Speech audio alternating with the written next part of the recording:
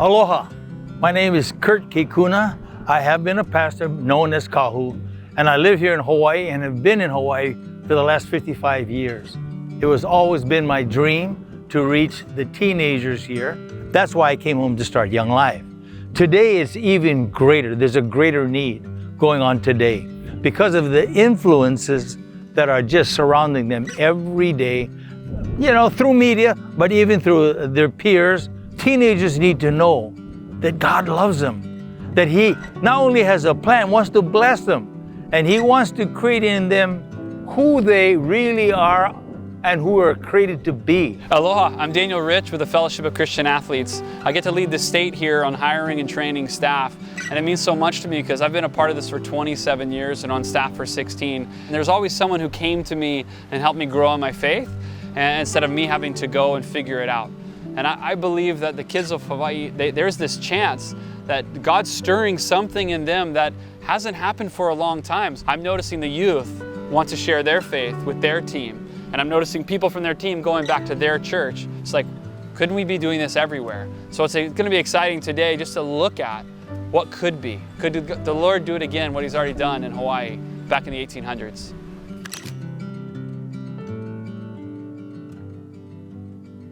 There was a need for an outreach to the Western Pacific.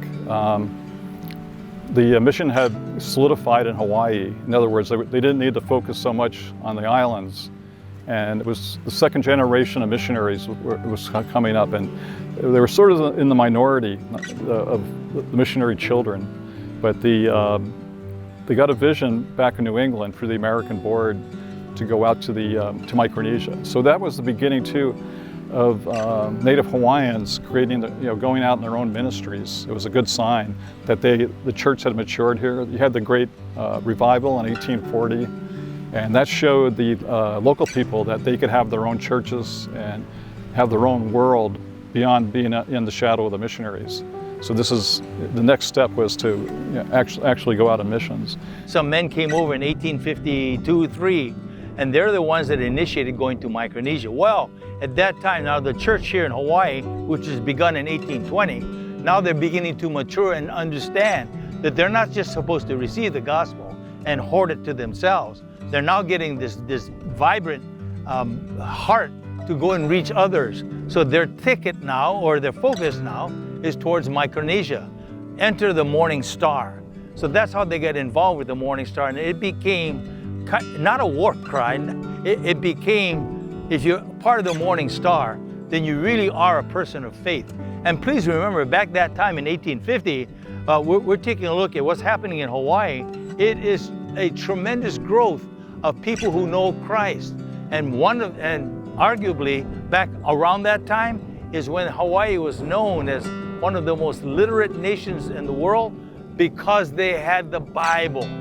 So they're learning all of these things, they're reading all of these things, and now they're trying to figure out how do we make it real. So the Morning Star was born, and then Hawaiian missionaries went over with the Morning Star. The ship now is not just a word, a byword, or name of a ship. It becomes a mission, and it becomes a cry. Let's go reach our brothers and sisters in the Pacific, and that's when it started. They printed these certificates, and the children put a dime in, and they were treasured, certificates. And so they raised the money, and eventually over 250,000 children gave their dimes and quarters, including about 4,000 children in Hawaii.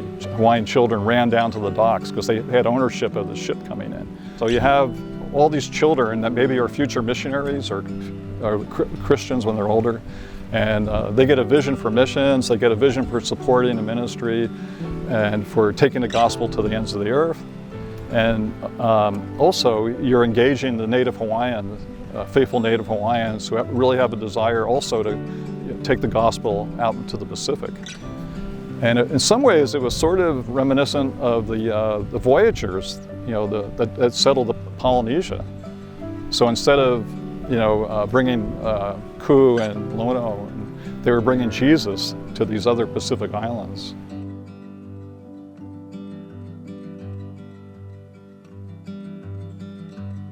The Morning Star is about getting the gospel back into every campus in Hawaii and further.